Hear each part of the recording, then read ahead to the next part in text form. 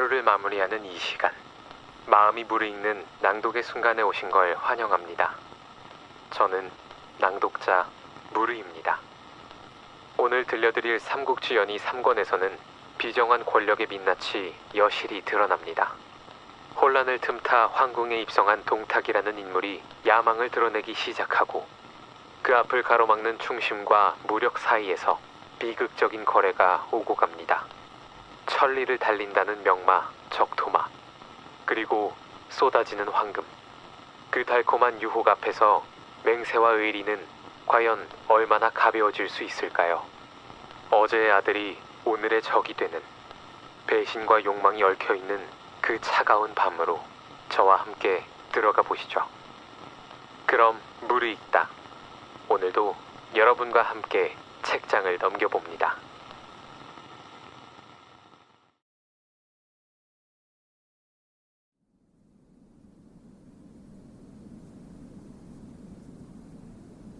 한편 조조가 이날 하진에게 말하기를, 환관의 환은 옛날이나 지금이나 늘 있는 일입니다. 다만 당대 임금이 부당하게 권신을 총애하여 힘을 빌려주었기 때문에 이 지경에 이른 것입니다. 만일 그들의 죄를 다스리려 한다면 마땅히 그 원흉을 제거해야 하는데, 다만 옥리 한 사람에게 맡기면 충분할 것입니다. 하필 시끄럽게 밖에 있는 군사를 불러들이려 하십니까? 그들을 모조리 잡아 죽이려 하면 반드시 일이 탄로날 것이니 제 생각에 그 일은 반드시 실패할 것입니다. 하였다. 하진이 성을 내어 말하기를, 맹독도 사심을 품었는가? 하였다. 조조가 물러나와 말하기를, 천하를 어지럽히는 자는 반드시 하진일 것이다. 라고 했다. 하진은 이에 몰래 사자를 보내어 황제의 비밀 명령을 가지고 밤을 새워가며 각진으로 달려가게 하였다. 한편 전장군 오향후 서량자사 동탁은 이전에 황건적을 토벌한 공이 없어 조정에서 의논하여 그의 죄를 다스려 벌을 내리려 하자 십상시에게 뇌물을 주고 요행으로 모면했다. 후에 또 조정의 고관들과 결탁하여 마침내 높은 벼슬에 임명돼 서쪽 고을에 20만 대군을 거느리게 되어 항상 신하 노릇을 하지 않으려는 마음을 품고 있었다. 이때 동탁은 조서를 받고 크게 기뻐하며 군사와 군마를 징집하여 일으키니 그 행렬이 계속 이어졌다. 동탁은 그의 사위 중랑장 우보에게 섬서를 지키라 하고 자신은 이각, 곽사, 장제, 번조 등을 대동하여 군사를 거느리고 낙양을 향해 출발했다. 동탁의 사위인 모사 이유가 말하기를, 지금 비록 조서를 받았지만 중간에 알 수 없는 일이 많을 수도 있습니다. 어찌 사람을 보내 표를 올리지 않습니까? 명분이 정당하고 말이 순조로워야 큰 일을 도모할 수 있습니다. 하니 동탁이 크게 기뻐하며 이에 표를 올렸다. 그 대략에 이르기를, 소문을 얼핏 들으니 천하의 변랑과 반역이 그치지 않는 까닭은 모두 황문시랑 장양 등이 하늘의 변함없는 도를 업신여긴 연고로 일어나는 일이라 합니다. 신이 듣건대 끓는 물을 끼얹어 끓어오르는 것을 막기보다는 장작을 치우는 것이 낫고, 종기를 터트리는 것이 아프지만 독을 키우는 것보다 낫다고 들었습니다. 신이 감히 종과 북을 울리며 낙양으로 들어가서 청컨대 장양 등의 무리를 쓸어버리고자 하오니 사직을 위해 참으로 다행이고 천하를 위해서도 참으로 다행한 일입니다. 하였다. 하진은 동탁이 보낸 표를 받아 대신들에게 내보였다. 시여사 정태가 간하기를, 동탁은 승량이고 이리입니다. 그를 경성으로 끌어들이면 반드시 사람을 잡아먹을 것입니다. 하였다. 하진이 말하기를, 당신은 의심이 너무 많아서 대사를 모의하기는 부족하오. 했다. 노식도 역시 간하기를 제가 평소에 동탁의 사람됨을 아는데 얼굴은 착해 보이지만 성질은 사납습니다. 일단 도성으로 들어오면 반드시 화와 걱정거리를 일으킬 것이니 그를 막아서 들어오지 못하게 하여 난리가 나지 않도록 하는 것이 좋습니다. 하였다. 그러나 하진은 그 말을 듣지 않았다. 정태와 노식은 모두 벼슬을 버리고 떠나갔다. 조정 대신들 중에 떠나간 사람이 태반이었다. 하진은 민지의 사람을 보내어 동탁을 영접했지만 동탁은 군대를 멈추고 움직이지 않았다. 장양은 외병이 온다는 것을 알고 함께 논의하여 말하기를 이것은 하진의 계략이오. 우리들이 먼저 손을 쓰지 않으면 우리 모두가 멸족을 당할 것이오. 라고 했다. 그리하여 먼저 도부수 50명을 장락궁 가덕문 안쪽에 숨겨놓고 하태후에게 들어가 고하기를 지금 대장군께서 거짓 조서를 내려 외병을 낙양으로 불러들여 저희들을 모두 죽이려 합니다. 마맙게 바라옵건대 불쌍히 여기셔서 살려주십시오. 하니 하태후가 말하기를 너희들이 대장군의 집으로 가서 사죄하라 했다. 장양이 말하기를 만일 재상부로 찾아갔다가는 저희의 뼈와 살이 가루가 될 것입니다. 마맙게 바라옵건대 대장군을 입궁하도록 하여 잘 타일러 만류시켜 주소서. 만일 저희들의 원을 들어주지 않으면 신들은 오직 마마 앞에서 죽기를 청하옵니다. 라고 했다. 하태후는 이에 조서를 내려 하진에게 하교했다. 하진은 조서를 받고 바로 입궁하려 했다. 주부 진림이 간하기를 태후의 이 조서는 십상시의 계략이 틀림없습니다. 절대 가시면 아니 됩니다. 가신다면 반드시 화를 입으실 것입니다. 했다. 하진이 말하기를 태후께서 나를 부르시는데 무슨 화가 있겠느냐? 했다. 원소가 말하기를 이제 그들의 계략이 이미 누설되어 사실이 탄로났는데도 장군은 아직도 궁에 들어가고 싶습니까? 했다. 조조가 말하기를 먼저 십상시를 불러내고 그런 후에 들어가십시오. 하니 하진이 웃으면서 말하기를 그것은 어린아이의 소견이다. 내가 천하의 권력을 쥐고 있는데 십상시가 감히 어떻게 나를 상대하겠느냐? 했다.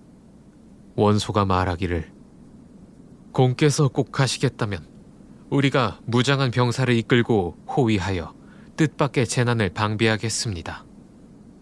했다. 그리하여 원소와 조조는 각각 정예병 500명을 선발해 원소의 아우 원술에게 거느리라고 명했다. 원술은 전신 갑옷을 걸치고 군사를 이끌고 청쇠문 밖에 포진했다. 원소와 조조는 칼을 차고 하진을 호위하여 장락궁 앞에 이르니 환관이 하태후의 전지를 전하며 말하기를 태후께서 특별히 대장군께 하교하였으니 다른 사람은 누구도 들이지 말라고 하셨습니다. 하였다. 그리하여 원소와 조조 등은 모두 궁 밖에서 가로막혔다. 하진이 당당하게 곧바로 들어가 가덕전 문에 이르니 장양과 단규가 맞으러 나오더니 좌우에서 둘러쌌다. 하진은 크게 놀랐다. 장양이 큰 소리로 하진을 꾸짖기를 동태후가 무슨 죄가 있어 함부로 독살하고 국모의 장례에는 병을 핑계로 나오지도 않았느냐? 너는 본디 도살하고 술 팔던 하찮은 무리였던 것을 우리들이 천자께 청거하여 부귀영화를 누리게 했는데 은혜를 갚을 생각은 아니하고 죽이려 하느냐? 네 말대로 우리들이 매우 더럽다면 깨끗한 자는 누구냐? 하였다. 하진이 황급히 빠져나갈 길을 찾았으나 국문은 모두 닫혔고 숨어있던 병사들이 일제히 쏟아져 나와 하진을 베어 두 토막을 내었다. 후에 사람들이 시를 지어 탄식하기를 한나라의 국군이 위태로워지려고 천수가 다하니 무모한 하진이 삼공이 되었네. 몇 번이나 충신의 간언을 듣지 않더니 궁중에서 칼날을 피하지 못했네. 하였다. 장양 등의 무리가 이미 하진을 죽였는데 원소는 오래도록 하진이 나오는 것을 보지 못하자 국문 밖에서 큰 소리로 외치기를 장군은 수레에 오르십시오. 하였다. 장양 등이 하진의 머리를 들고 와 담 위에서 던지며 황제의 명령이라고 선포하기를 하진은 반역을 꾀하다가 이미 처형당했다. 그 밖에 하진의 협박에 못 이겨 복종한 자들은 모두 다 죄를 용서한다. 라고 했다. 원소가 소리를 높여 크게 외치기를 환관들이 대신을 죽였다. 악당을 죽일 사람은 앞으로 나와서 싸움을 도우라. 라고 했다. 하진의 부하장수 오광은 즉시 청쇠문 밖에서 불을 질렀고 원술은 군사를 이끌고 궁전으로 돌진해 들어가 눈에 보이는 환관들을 어른아이 막론하고 모조리 쳐 죽였다. 원소와 조조도 관문을 돌파하고 대궐 안으로 들어갔다. 조충, 정광, 하운, 곽승 등 환관 4명은 취화로 앞에 쫓겨가 난도질을 당하여 고기 다짐이 되었다. 궁중에는 화염이 하늘을 찔렀다. 장양, 단규, 조절, 후람 등은 태후와 태자와 진료왕을 겁박하여 궁중 안으로 끌고 가 뒷길을 따라 북궁으로 달아났다. 이때 노식은 관직을 버렸지만 아직 떠나지는 않았는데 궁중에 사변이 일어날 것을 보고 갑옷으로 갈아입고 창을 들고 궁전의 누각 아래에 서 있었는데 멀리 단규가 하태후를 에워싸고 다그치며 지나가는 모습이 보였다. 노식이 큰 소리로 부르짖기를 단규 역저가 어찌 감히 태후를 겁박하느냐 했다. 단규는 몸을 돌려 달아났고 태후는 창문으로 뛰어나가려 했다. 노식이 급히 구하여 위험을 면했다. 오광이 궁의 안뜰로 쳐들어가니 하묘가 또한 칼을 들고 나오는 것이 보였다. 오광이 큰 소리로 외치기를 하묘가 공모하여 형을 죽였다. 함께 죽여야 마땅하다. 하니 여러 사람이 함께 말하기를 형을 죽인 역적을 본인이 죽이고 싶다 하였다. 하묘가 달아나려 하자 사방으로 둘러싸고 베어 가루로 만들었다.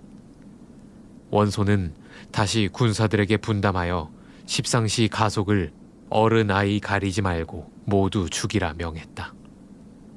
그래서 수염이 없는 사람들이 환관으로 오인되어 죽임을 당한 자가 많았다. 조조는 궁중에 불을 끄는 한편 하태후를 청해와 조정대사를 임시로 대행하게 하고 군사들을 보내 장양 등의 뒤를 쫓아 습격하라 하고 소재를 찾으라 했다. 한편 장양과 단규는 소재와 진료왕을 겁박하여 연기를 무릅쓰고 불을 뚫고 끌고 나와 그날 밤 급히 달아나 북망산에 이르렀는데 거의 이경쯤이었다. 뒤쪽에서 함성이 크게 일어나며 인마가 뒤쫓아왔다. 앞에서는 하남 중부의 연리 민공이 큰 소리로 외치며 다가오고 있었다. 장양은 일이 위급해진 것을 보고 마침내 강물에 몸을 던져 죽었다.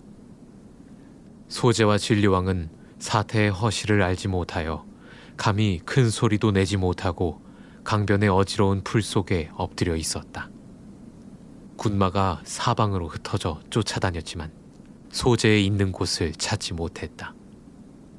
소재와 진리왕은 사경이 되도록 풀숲에 숨어 있다 보니 이슬이 내리고 배가 고파오자 서로 끌어안고 통곡하다가 사람에게 발각될까 두려워 풀숲 속에 울음소리를 삼켰다. 진리왕이 말하기를 이곳은 오래 머물러 있을 수가 없으니 다른 곳으로 살 길을 찾아야 하겠습니다.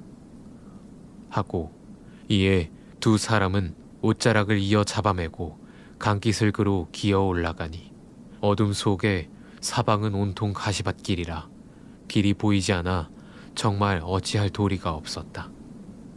갑자기 수백 수천 마리의 반딧불이가 한 덩어리가 되어 이리저리 날아다니며 환하게 빛을 비춰 계속 황제의 앞을 떠돌아다녔다. 진리왕이 말하기를 이는 하늘이 우리 형제를 돕는 것입니다. 하고 즉시 반딧불이의 빛을 따라가니 점차 길이 보였다. 오경까지 걷다 보니 다리가 아파 더 이상 걸을 수가 없었다. 산 언덕가에서 풀더미를 하나 발견하고 소재와 진리왕은 풀더미 가장자리에 누웠다. 그 풀더미 앞에는 한 채의 장원이 있었다. 장원의 주인이 이날 밤에 2개의 붉은 해가 장원 뒤에 떨어지는 꿈을 꾸었다.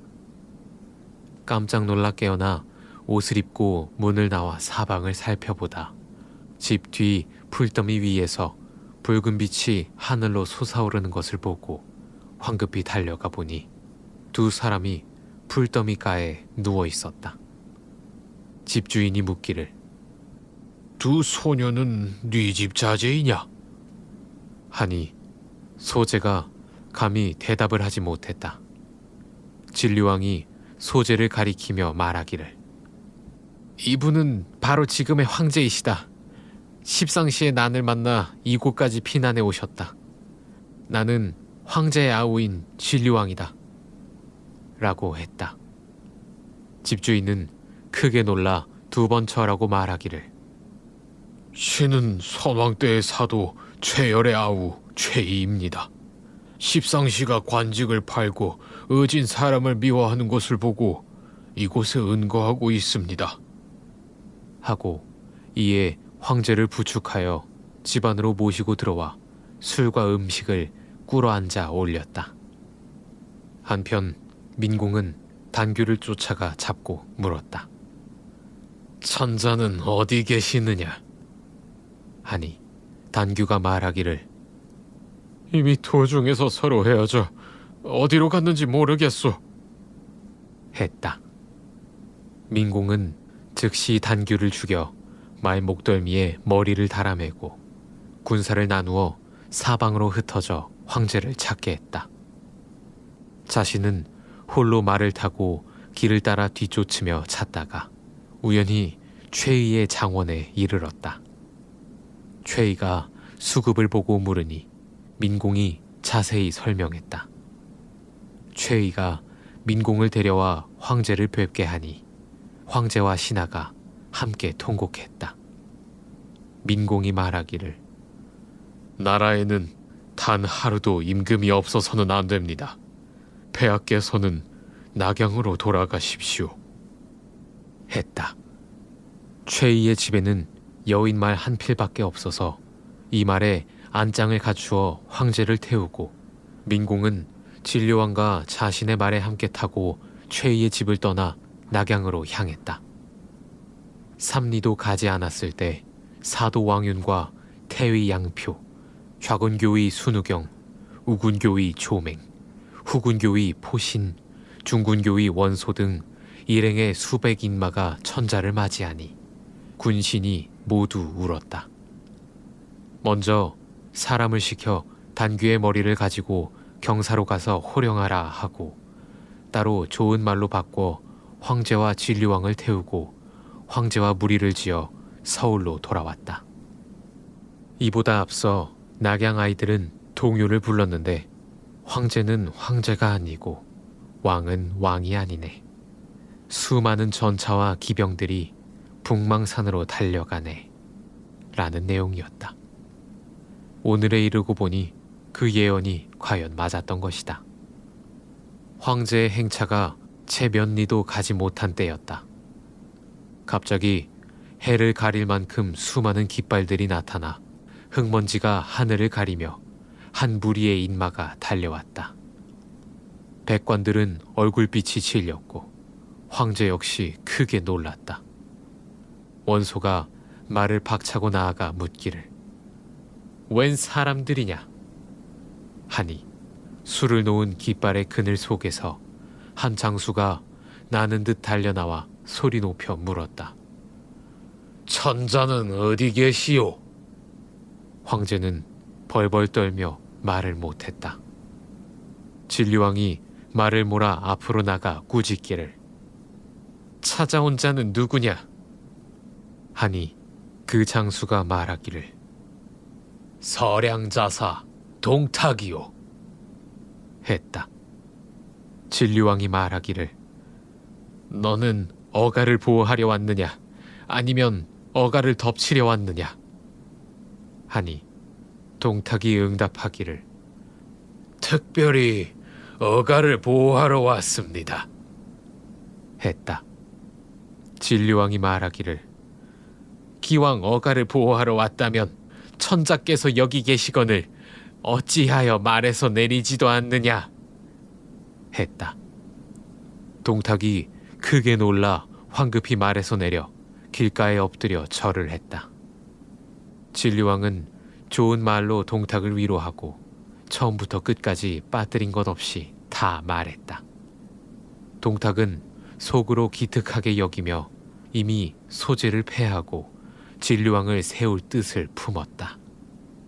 이날 궁으로 돌아와 하태후를 뵙자 모두 다 통곡했다. 그리고 궁중을 점검해보니 전국 옥새가 보이지 않았다.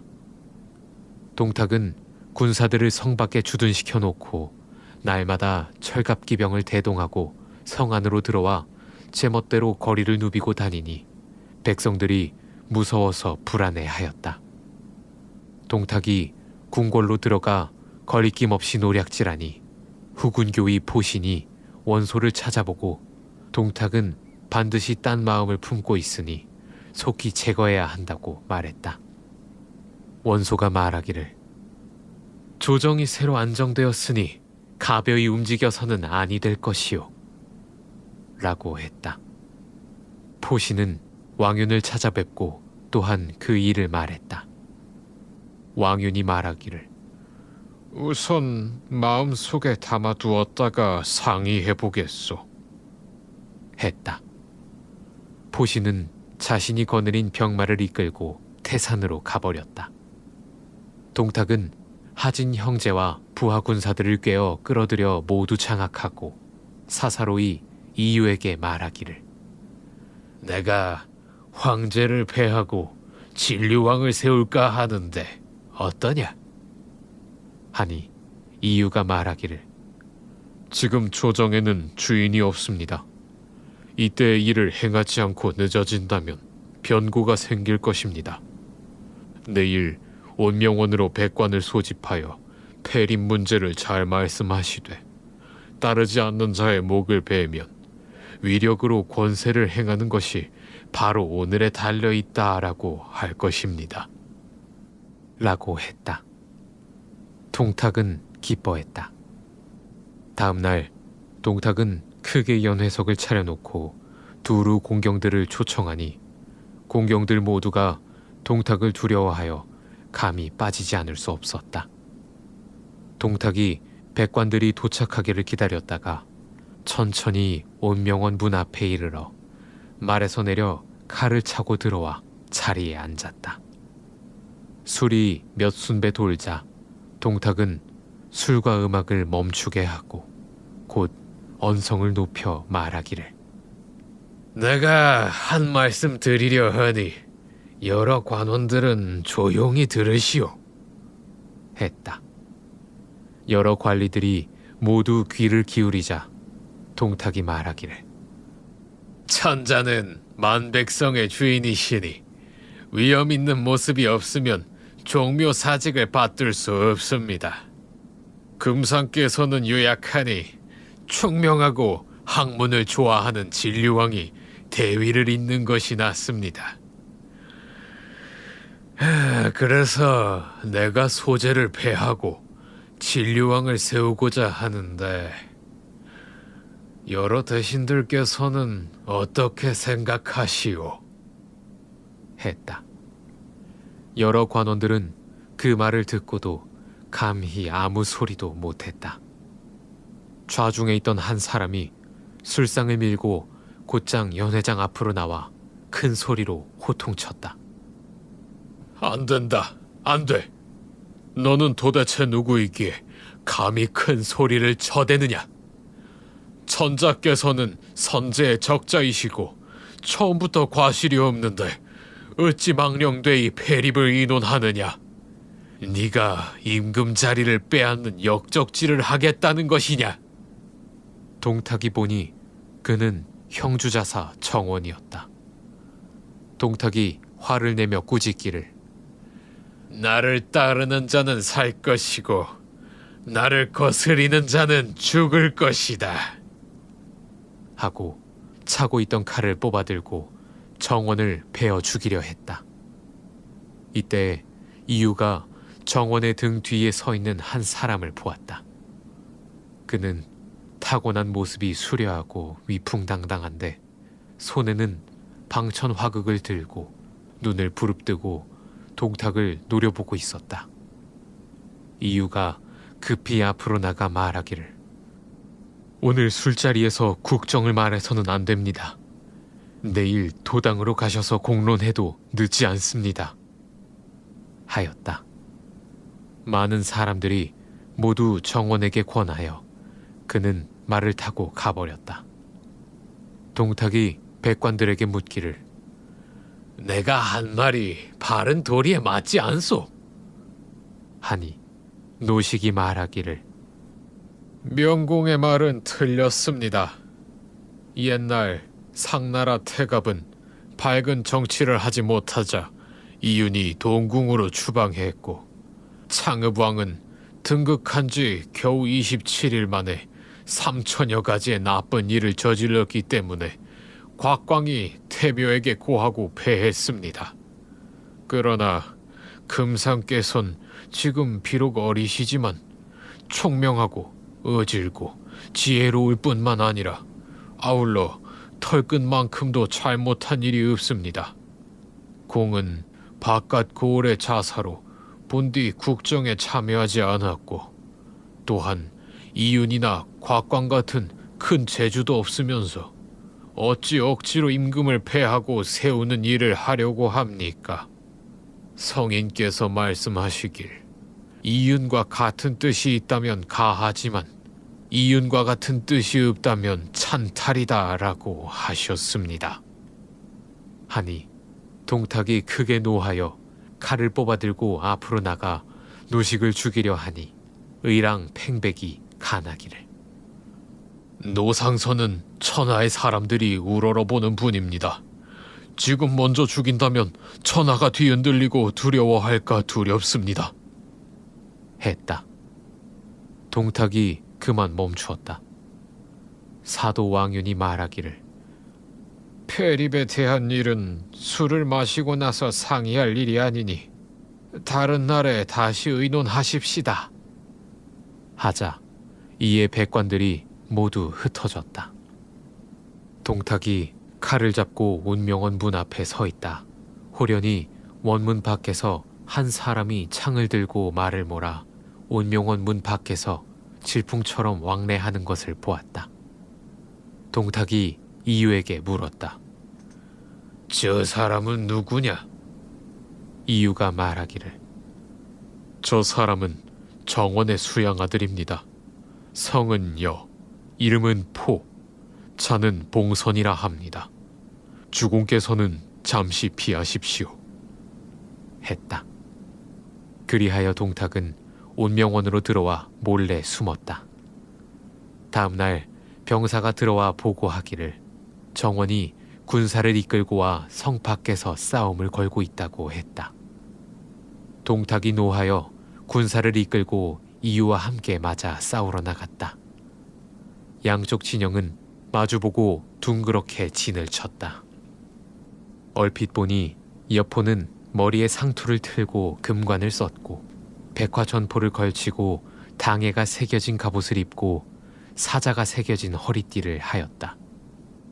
여포가 창을 들고 말을 놓아 정건양을 따라 진 앞으로 나오자 정건양이 동탁을 가리키며 꾸짖기를 국가가 불행하여 환관이 권력을 잡고 휘둘러 만민이 도탄에 빠졌는데 너같이 한치의 공도 없는 놈이 어찌 감히 망령되이 패립을 입에 담아 조정을 어지럽히느냐. 했다. 동탁이 미처 대답도 하기 전에 여포가 나는 듯이 말을 몰아 곧장 쳐들어가니 동탁이 황급히 달아났다. 정원이 군사를 이끌고 덮쳐들어 동탁의 군사는 크게 패하였고 30리를 후퇴하여 영체를 세웠다. 사람들을 모아놓고 상의하면서 동탁이 말하기를 내가 보기에 여포는 보통 사람이 아니다. 내가 만약 이 사람을 얻을 수만 있다면 어찌 천하를 근심하겠는가. 라고 했다. 장막 앞에서 한 사람이 나오더니 말하기를 주공께서는 걱정하지 마십시오. 저는 여포와 같은 고향 사람이어서 그가 용맹하지만 꾀가 없고 이익을 보면 의리를 저버리는 사람임을 알고 있습니다. 제가 썩지 않은 세치의 혀에 의지하여 여포를 설득하여 손을 모아 항복해 오도록 해도 되겠습니까? 하니 동탁이 크게 기뻐하며 그 사람을 보니 호분 중랑장 이숙이었다. 동탁이 말하기를 너는 앞으로 어떻게 달랠 셈이냐? 하니 이숙이 말하기를 저는 주공께서 하루에 천리를 가는 적토라는 명마 한 필을 가지고 있다 들었습니다. 반드시 이 말과 또 황금과 구슬을 주어 이익으로 그 마음을 엮고 제가 다시 말로 달래면 여포는 반드시 정원을 배반하고 주공께 투항해 올 것입니다. 했다. 동탁이 이유에게 묻기를 그 말이 가능하냐? 하니 이유가 말하기를 주공께서 천하를 얻으려 하시면서 어찌 말 한 피를 아끼십니까? 했다. 동탁은 흔쾌히 적토말을 내어주고 다시 황금 1,000냥과 좋은 굿을 수십 알과 옥대 1개를 내주었다.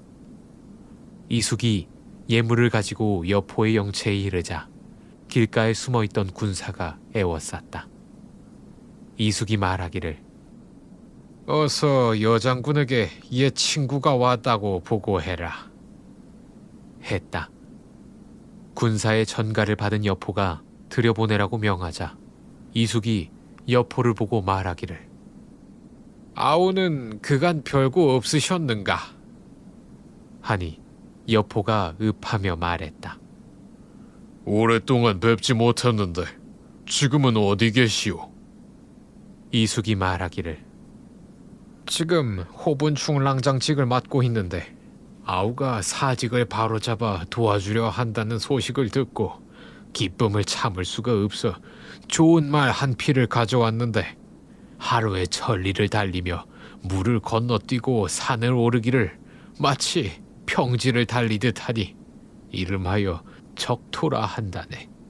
특별히 아우에게 드려 호랑이 같은 위험을 돕고자 하네. 했다. 여포는 즉시 끌고 오라 하여 살펴보았다. 과연 그 말은 온몸이 불타는 숯과 같이 붉었고 한 올 잡털도 없었으며 머리에서 꼬리까지의 길이가 1장이고 발굽에서 목덜미까지가 8자였는데 울부짖고 포효하는 것이 하늘로 솟아오르고 바닷속으로 뛰어들 것 같은 모습이었다. 후세 사람이 시를 지어 적토마를 노래하기도 했다. 흙먼지를 일으키며 천리를 달리니 물 건너고 산에 올라 붉은 안개에 피어나듯 실고비 당기고 옥제갈 흔들며 불 뿜는 용이 구천에서 날아 내려왔네 라고 했다. 여포는 이 말을 보고 너무 좋아 이숙에게 감사 인사를 하며 말하기를 형님께서 이런 용마를 주시니 장차 무엇으로 보답하리까? 하니 이숙이 말했다. 너는 의협심으로 가져온 것인데 어찌 보답을 바라겠는가? 여포가 술자리를 마련하여 이숙을 대접했다. 술자리가 한창 무르익자 이숙이 말하기를 나와 아우는 만난 적이 별로 없지만 춘부장은 오히려 종종 만나 뵈었네. 하니 여포가 말했다. 형님 취하셨소. 아버님께서 돌아가신 지가 여러 해 지났는데 어떻게 형이 만날 수 있었겠소? 이숙이 큰 소리로 웃으며 말하기를 아니네. 나는 지금 정자사를 말하는 것일세. 했다. 여포가 부끄럽고 황송해하며 말했다.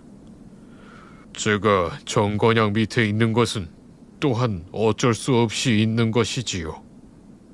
이숙이 말하기를 아우는 하늘을 떠받고 바다를 몰아가는 재주를 가진 사람인데 온천하 어느 누가 흠모하고 공경하지 않을 수가 있겠는가?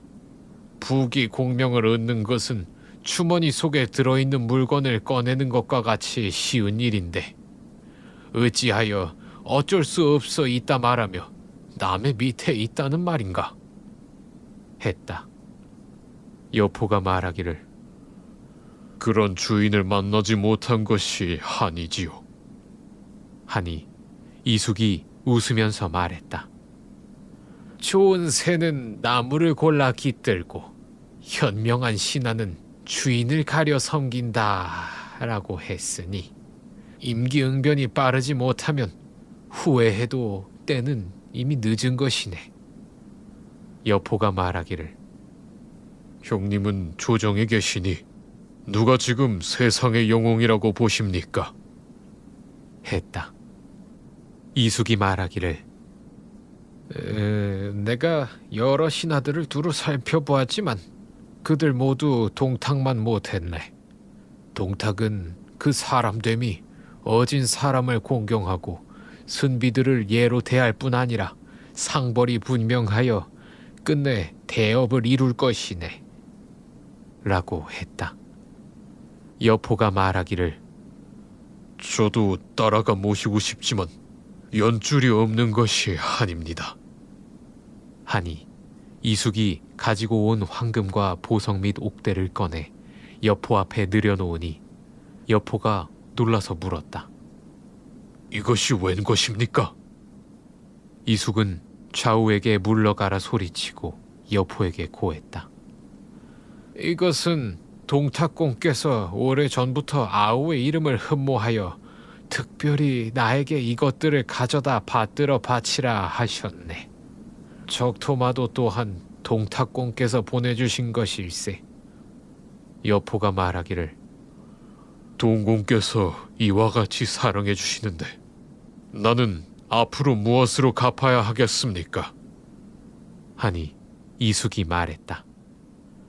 나와 같이 재주 없는 사람도 오히려 호분 중랑장으로 삼으셨는데 공이 만일 그에게로 간다면 귀하게 되는 것은 이루 말할 수도 없을 것일세.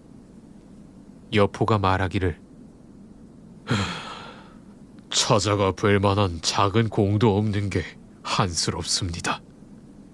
하니 이숙이 말했다. 공은 손바닥 뒤집는 사이에 세울 수 있지만 공이 기꺼이 하려고 하지 않을 뿐일세. 여포는 오래 생각에 잠겨있다 말했다. 내가 정원을 죽이고 군사를 이끌고 동탁에게 귀순하면 어떻겠습니까? 이숙이 말하기를 아우가 만일 그렇게 할 수 있다면 참으로 막대한 공이 될 거야. 허나 일은 질질 끌어서는 안 되는 것이니 속결하느냐에 달려있네. 하였다. 여포는 이숙에게 내일 투항하러 가겠다고 약속했다. 그리하여 이숙은 작별하고 돌아갔다. 그날 밤 이경쯤에 여포는 칼을 들고 곧바로 정원의 막사로 들어갔다. 정원은 마침 촛불을 켜고 책을 보고 있다가 여포가 들어오는 것을 보고 말하기를, 내 아들이 왔구나. 무슨 사고라도 있느냐? 하니 여포가 말하기를, 나도 당당한 장부인데 어찌 좋아서 너의 아들이 되겠느냐?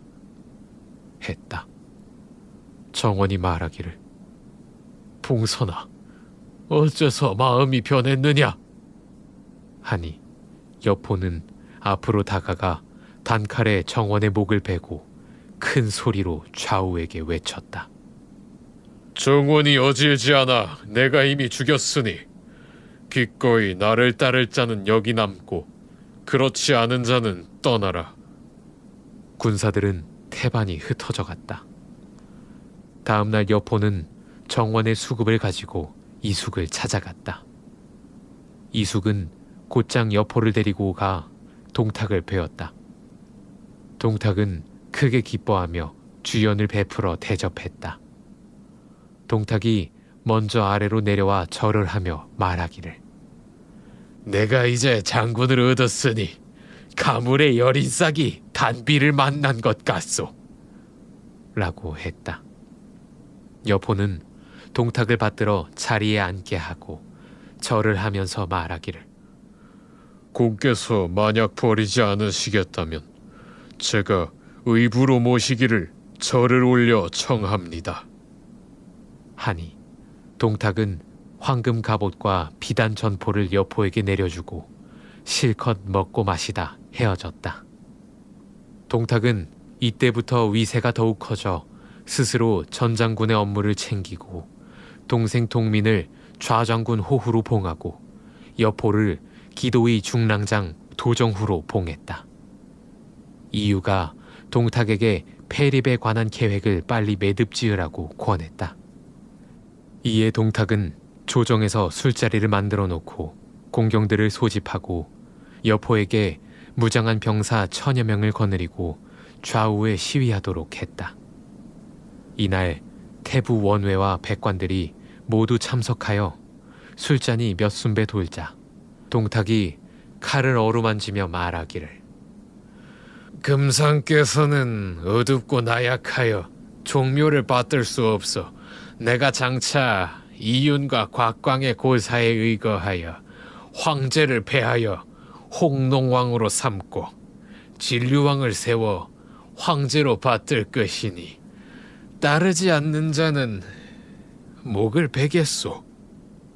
하니 여러 신하들이 모두 어리둥절하고 겁에 질려 감히 대꾸하지 못할 때 중군교의 원소가 용감하게 나아가 말했다. 금상께서는 즉위하신 지 얼마 되지도 않았고 아울러 덕을 잃지도 않았는데 네가 적자를 패하고 서자를 세우려는 것은 반역이 아니고 무엇이냐? 동탁이 화를 내며 말하기를, 전하의 모든 일은 내 손 안에 있고 지금 내가 처리하겠다는데 누가 감히 따르지 않겠다는 것이냐? 네 눈에는 내 칼이 날카로워 보이지도 않느냐? 했다. 원소도 칼을 뽑아들고 소리쳤다. 네 칼이 날카롭다지만 내 칼도 무디다고 할 수는 없다. 두 사람은 잔치하던 자리에서 대적했다. 이야말로 정원이 정의를 받들다가 몸이 먼저 죽었고 원소가 칼을 들고 덤비니 형세가 또다시 한 번 위태로워졌다.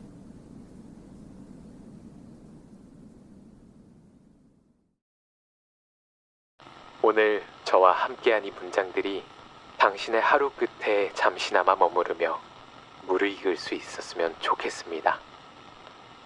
여기는 무르익다 였습니다.